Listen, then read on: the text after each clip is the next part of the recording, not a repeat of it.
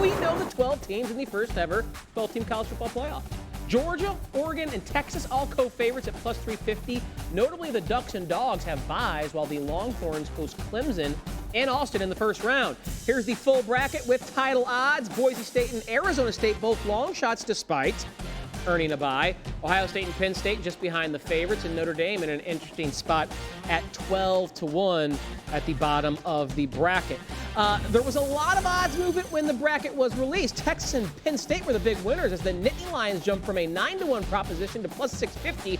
Buckeyes odds got a bit longer, and Arizona State and Clemson's odds got much worse after they were put on the Texas side of the bracket. So, Joe, just like everyone, you saw this revealed a little more than 24 hours ago, Sunday afternoon. What was the first thing that jumped out to you? This is not going to be what they do next year. You're going to have to make changes. You can't have the bar none number one team in the country, Oregon, no debate whatsoever, get one of the worst draws of any team in the field. You're going to get the winner of the Ohio State-Tennessee game. Of any other option on the table, you would take it.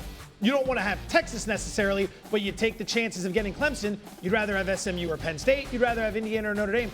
How the hell is the committee going to reward the number one team in the nation with that draw?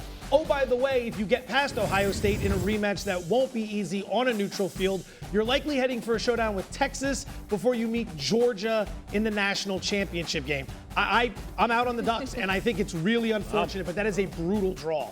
I'm hoping for the Ducks to be able to win naturally, but it is a brutal draw. But how about Penn State? I mean, they got, it feels like, the luck of the draw to some extent. They won't even face a Big Ten or an SEC team if they win, of course, until the semis. Like, their path through this seems relatively easy, and of course, they're going to end up playing at home, and they've been successful there. 18-3 at home since 2022, with all three losses versus AP top 5 teams, with this game being at home, of course. So, I mean, if anybody's got lucky, it seems like it's going to be the Penn Staters. But like you said, Joe, I mean, how does Oregon fall into that spot there? The seeding is all messed up. Oregon won, Georgia won. Georgia's going to draw Notre Dame, and Oregon's likely going to draw Ohio State. Meanwhile, Texas loses. They get Clemson. Clemson shouldn't even be here, except for winning a soft conference. And then if you look at Penn State, they lose again their only other big game of the year, and they get SMU, a team who hasn't beaten anybody. The two losers end up with the better draws than the two winners. Like, that's a problem. You have to change that. We're going to have to at the very least, they're going to have to reseed moving forward. Very interesting to consider based on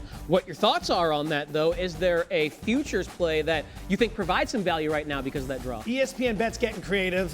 You can make bets on teams to reach the final. You can make bets on teams to reach the semifinal. It's pricey, but when you actually think about it, it's good value. Georgia to make the semifinal is minus 240. That means risk $240 to win 100. Why would we want to make this bet? Georgia needs to win one game to cash this bet. They're in the semifinal with one win. That game is going to come against either Boise State, Penn State, or SMU. Now let's look at the price, minus 240. That converts to a point spread of roughly 5.5. So Georgia versus SMU, do you think that number's 5.5? I don't. Penn State's laying 9 against SMU. Georgia versus Boise State, do you think that number's 5.5?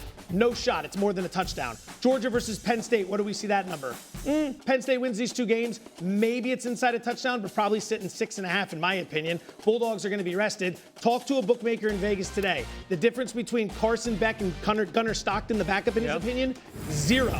Literally told me Beck has been playing so poorly this year, we have no difference in the point spread between the two quarterbacks. So while we're going to worry about his status for the entire month leading up to this game, you can make this bet now, and even if you get Stockton, probably getting a good price.